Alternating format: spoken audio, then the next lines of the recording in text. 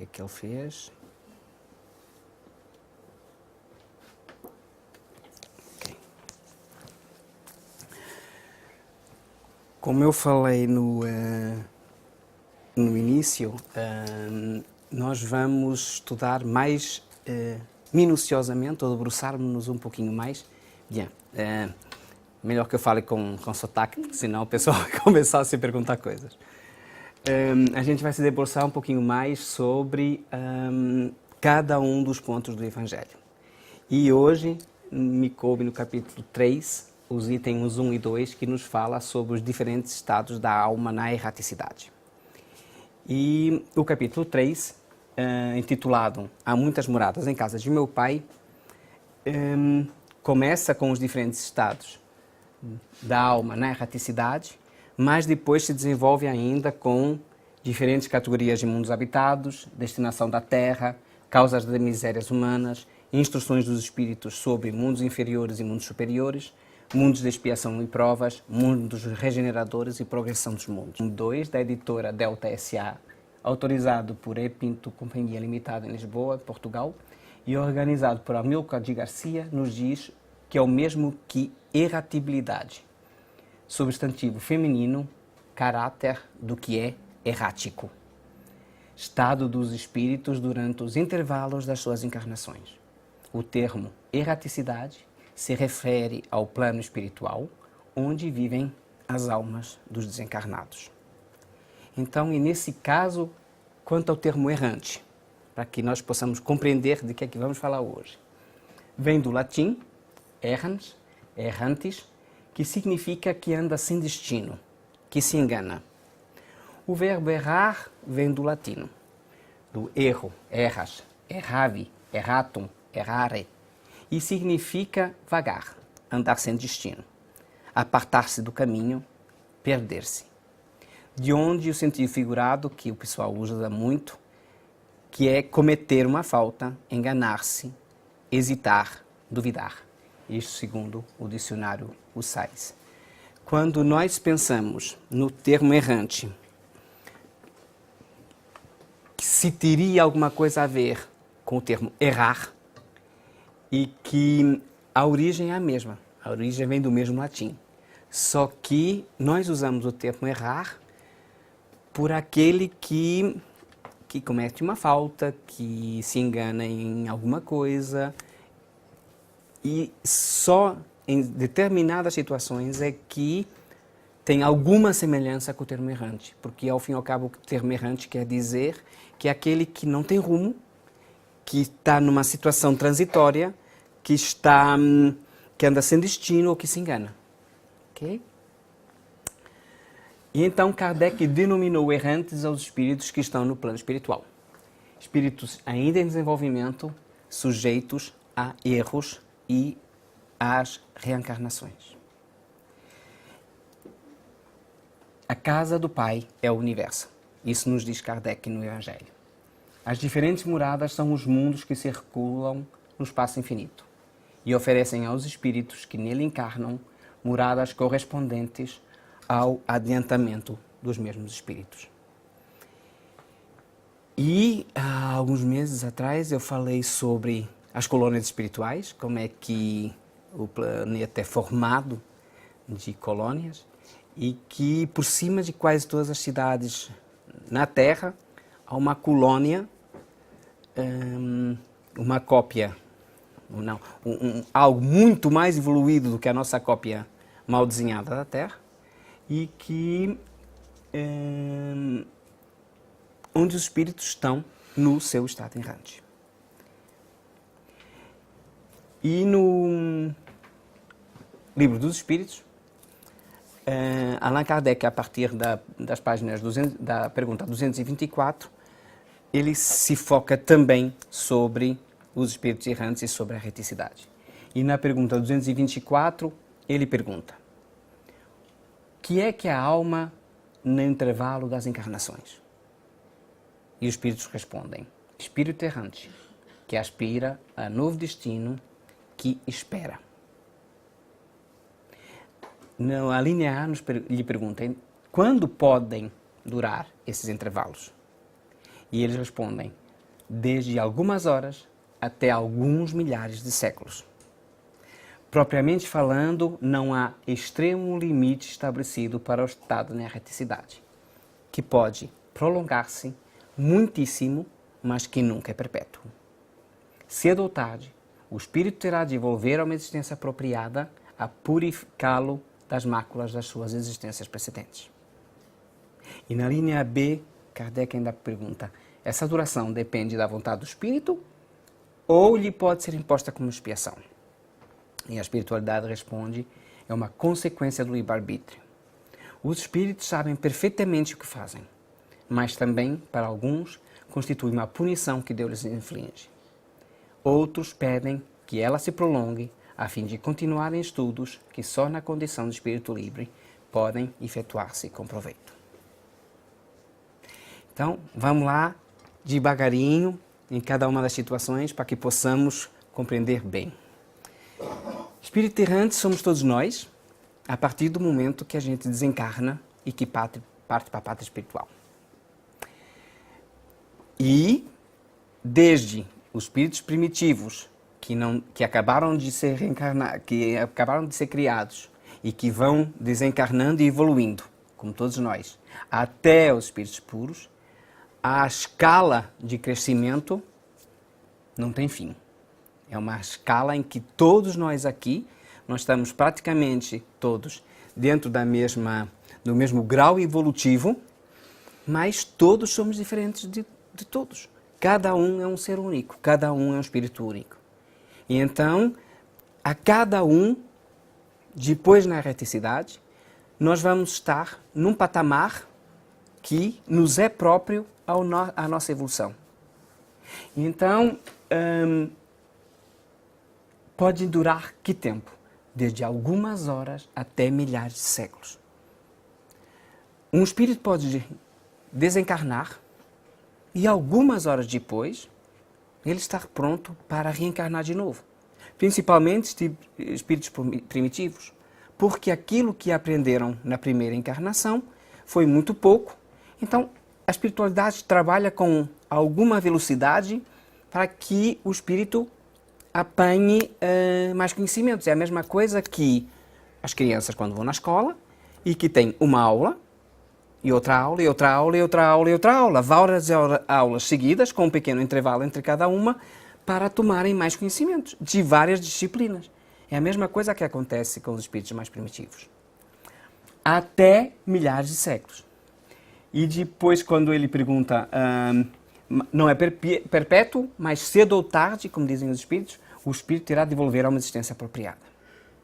Porque alguns vão perguntar, vão pedir para ficar porque querem aprender um pouco mais, que depois vão aplicar na vida física. Essa é a prática da espiritualidade. A gente, no mundo espiritual, a gente pode aprender, se desenvolver, mas nós só vamos ter na prática aquilo que a gente aprende em teoria, atuando. A gente pode estar na espiritualidade aprendendo o bem, o amor ao próximo, a caridade, o perdão, e depois encarna, esqueceu tudo aquilo que se passou, e a gente vai ter que pôr na prática aquilo que aprendeu na teoria. E passou. Se passou, está tudo bem. Se não passou, voltar para cima, torna a aprender para voltar para baixo para tornar a atuar. Portanto, é essa a nossa vida na espiritualidade.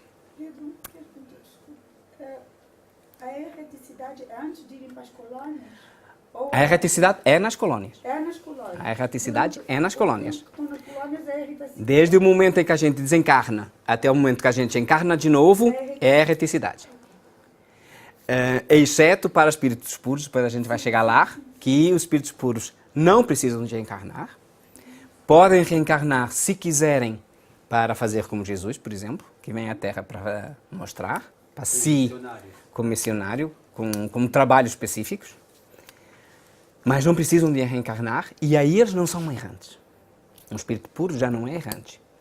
Um espírito puro é desde a sua criação, ou melhor, um espírito errante é desde a sua criação até ser espírito puro. Porque não tem obrigatoriedade de encarnar. Todo espírito errante tem obrigatoriedade de um dia mais tarde reencarnar. Todos que estão nas colônias vão reencarnar, exceto se forem, sim, fora delas. Fora delas, no umbral ou no outros, todos eles vão reencarnar. Só se tiver um gestor numa colônia que já é um espírito puro, e normalmente isso não acontece a não ser em colônias bem mais elevadas, e nessa altura. Mas, além de ser um espírito que pede, porque eu estou aprendendo, eu posso ficar um pouquinho mais, a encarnação também lhe pode ser imputada pela espiritualidade. Nós somos todos humanos e somos todos espíritos e de vez em quando também somos malandrinhos, né? Então a gente tira a manta, a gente monta a manta e diz assim, eu vou ficar por aqui, que aqui é tão bom, eu vou ficar por aqui. Não, queridos. Não é assim para a eternidade. A gente tem que voltar para reencarnar. E quando o espírito não quer bem, vai vir, de qualquer forma. E a espiritualidade normalmente organiza sempre as encarnações de forma que esse espírito possa aprender. A outra forma é o livre-arbítrio do espírito que decide quando eu vou encarnar, como eu vou encarnar, o que é que eu vou fazer e onde é que eu vou evoluir. Esse é o livre-arbítrio. Na maior parte das colônias, espíritos praticamente do nível em que nós estamos, que já temos alguma consciência, que já temos, sabe Deus quantas encarnações no passado, e que a gente já tem algum conhecimento, aí a gente pode se dizer, olha, eu vou à Terra na próxima vez, mas eu vou decidir o problema que eu tenho com fulano, com beltrano, com cicrano, vou ser médico, vou fazer isso e vou fazer aquilo. A espiritualidade avalia o esquema que a gente apresenta para a nossa encarnação e diz, ok, a gente aprova, ou peraí, isso é demais, isso é demais, isso é demais, ou você podia fazer mais isso, ou mais isso, ou mais aquilo. Nós somos sempre acompanhados pelo nosso anjo guardião, pelo nosso espírito guia, que nos ajuda nos momentos de encarnação. Continuando, independente da diversidade dos mundos, essas palavras de Jesus também podem referir-se ao estado venturoso ou desgraçado do espírito na erraticidade. Porque nós podemos estar muito bem, como podemos estar muito mal. Né? Conforme se ache este mais ou menos depurado e desprendido dos laços materiais, variarão ao infinito o meio em que ele se encontre, o aspecto das coisas, as sensações que experimente e as percepções que tenha. Isso é o que nos diz o Evangelho. Como se fosse uma escadaria em que cada degrau que a gente sobe é um patamar evolutivo que nós estamos subindo também. Ou seja, desde o espírito primitivo até ao espírito puro, a cada aprendizado que a gente vai tendo, a cada evolução emocional que a gente vai tendo, a cada sentimento que a gente vai desenvolvendo em nós, vamos subindo um degrau até espírito puro. E os mundos em que a gente vai estar vivendo, essas colônias de que a gente falou, e os patamares dos mundos onde nós vamos estar, estão exatamente como nós aqui, hoje, estamos num planeta de provas e expiações, e que estamos praticamente todos dentro do mesmo sentimento, na mesma faixazinha de educação, acontece a mesma coisa nos espíritos da erraticidade. Eles estão no seu momento, no seu grupo de pessoas que são afins, com as suas necessidades de evolução. E os diferentes estados na alma da erraticidade, o Evangelho nos diz que enquanto uns não se podem afastar da esfera onde viveram, outros se elevam e percorrem os espaços e os mundos. Enquanto alguns culpados erram nas trevas, os bem-aventurados gozam de resplendente claridade e do espetáculo sublime do infinito. Ou seja, enquanto uns não se podem afastar da esfera onde viveram, porque estão agarrados à matéria, porque estão agarrados a sentimentos, porque estão presos à família, porque por algum motivo ainda não conseguiram se libertar, outros se elevam e percorrem os espaços e os mundos. São espíritos que já se depuraram na Terra, que já se desprenderam da matéria, que já evoluíram emocionalmente, que já desenvolveram amor neles e que se podem levantar. Enquanto alguns espíritos culpados erram nas trevas, porque temos muitos irmãos ainda achando que é no mal de que encontram a felicidade. Temos muitos irmãos ainda em mundos inferiores que, mais cedo ou mais tarde, como dizia antes, as penas não são perpétuas, então mais cedo ou mais tarde eles vão ter que reencarnar, vão ter que evoluir. E assim que eles sentem o mínimo arrependimento, a espiritualidade os traz até uma reunião mediúnica para eles serem ajudados e poderem evoluir. Os bem-aventurados, esses são uns, os bem-aventurados gozam de resplendente claridade e de espetáculo sublime no infinito. Quem ainda não leu O Nosso Lar tem que ler, porque André Luiz nos fala num pequeno momentozinho em que ele vai visitar a mãe num mundo superior, e por aquilo tão pobrezinho de que ele fala, mas que é tão bonito. Isso é aquilo que nos dá força para nós tentarmos evoluir, para ver se quando a gente subir vai para um desses mundos um bocadinho mais iluminados, brilhantes.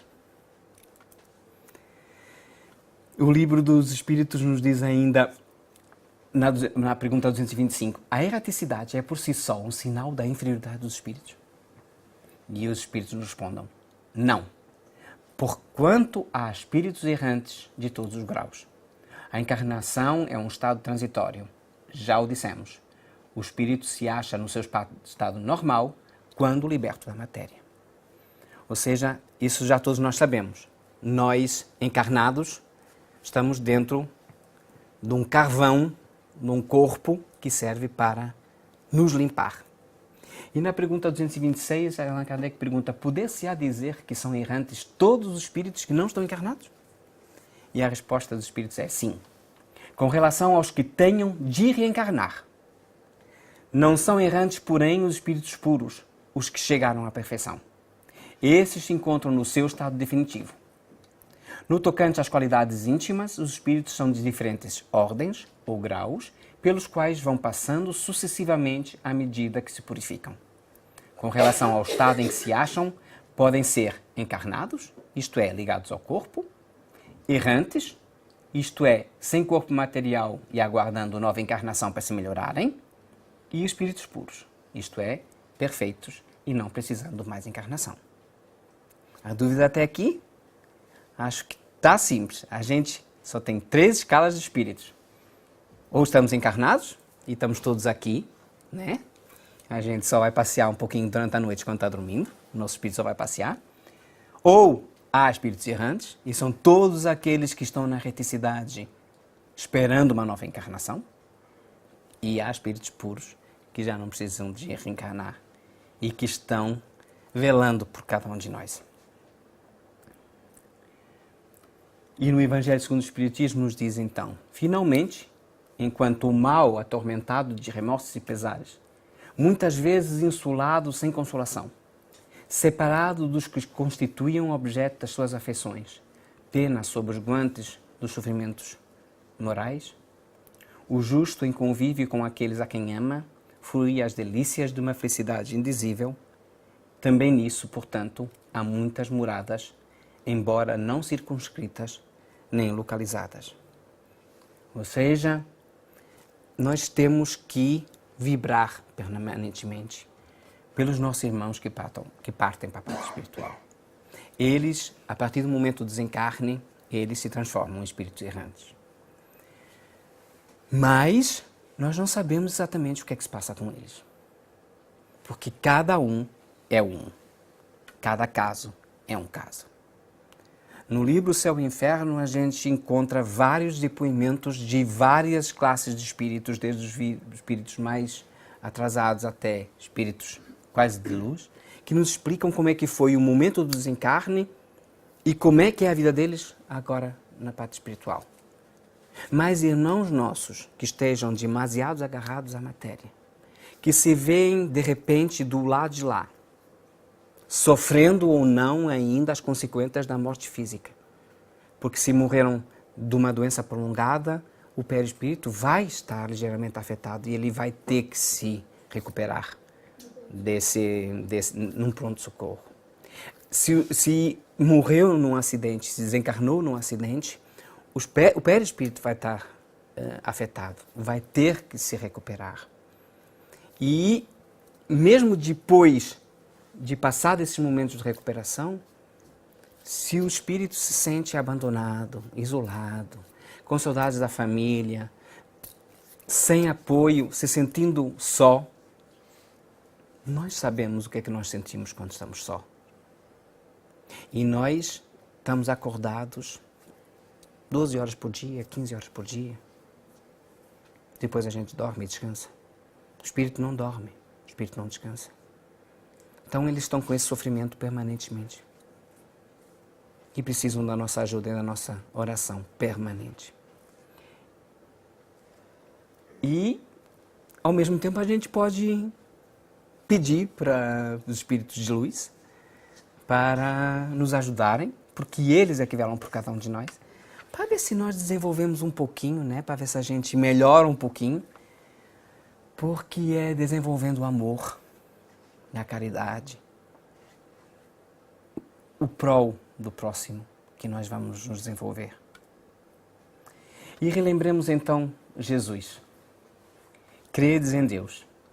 Crede também em mim. Há muitas moradas em casa de meu Pai.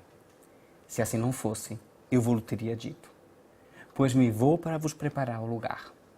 Depois que me tenha ido e vos houver preparado o lugar, voltarei e vos retirarei para mim, a fim de onde eu estiver, vós aí estejais. Será que há melhor local para a gente estar do que nos braços de Jesus?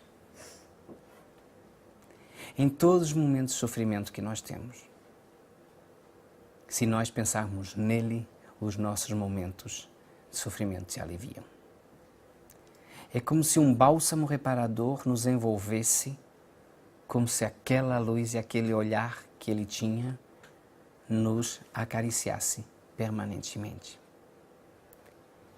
E é aí que nós temos que nos agarrar. Pegar nessa mensagem que ele deixou, nos dizendo que há muitas moradas na casa de meu Pai. A gente sabe disso. Há muitos mundos. Como a Marta dizia antes no início, acreditar que nesse universo infinito de trilhões de estrelas e planetas, nós somos o ser inteligente único do universo que está aqui e governa o mundo, é muita presunção. Portanto, nós que somos espíritas e que acreditamos, estamos certos desta verdade, das múltiplas moradas da casa de nosso Pai, dos múltiplos onde a gente pode evoluir e progredir, das muitas escolas onde na espiritualidade nós podemos aprender para depois na Terra praticar. Mas será que aquilo que nós estamos fazendo hoje é realmente praticando aquilo que a gente já aprendeu na espiritualidade? Isso é uma pergunta para cada um responder em casa. E eu quero agradecer a vossa atenção, vos desejar um excelente ano 2018, com Jesus sempre, porque sem Ele nós não somos ninguém.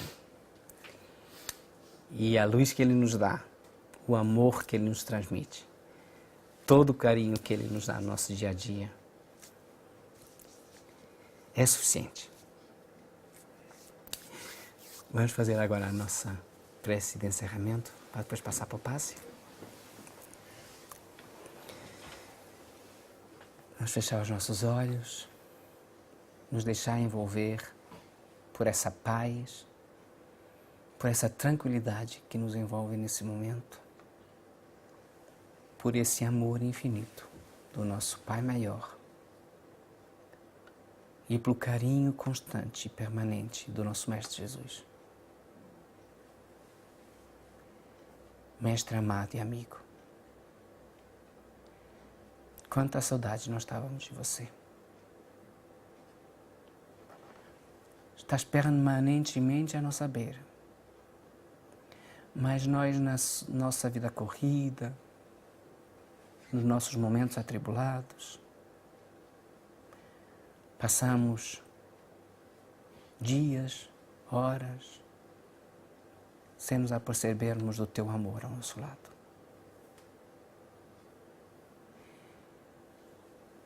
Que agradecemos esse local onde nos podemos reunir para sentir esse teu amor, para sentir o quanto nos amas, o quanto velas por cada um de nós, o quanto nos incentivas a progredir para evoluir.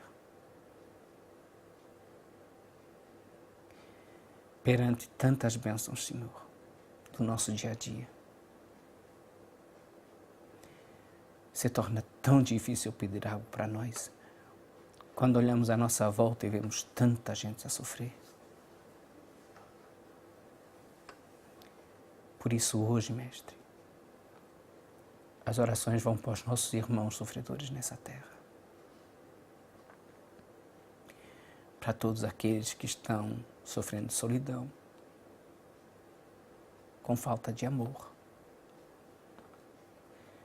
passando por momentos de guerra, muitas vezes de guerra interior. Pediste por aqueles irmãos que atentaram contra a própria vida. Por tanto sofrimento que há nessa terra, Senhor.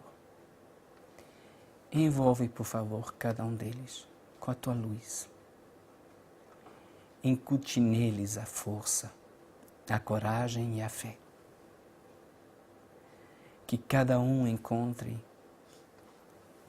a força necessária para avançar. E nós te damos graças, Senhor. Nós te damos graças pela oportunidade de poder servir, de podermos ser chamados de filhos de Deus e de nos estarmos esforçando a cada dia por melhorar as nossas más tendências. Continua, por favor, Mestre, sempre junto a nós. E que esse ano que começa com os trabalhos do grupo espírita de Paulo e Estevão, continue com a proteção permanente de Paulo e de Estevão. Esses dois espíritos iluminados que nos servem de mentores e que tanto nos amam também.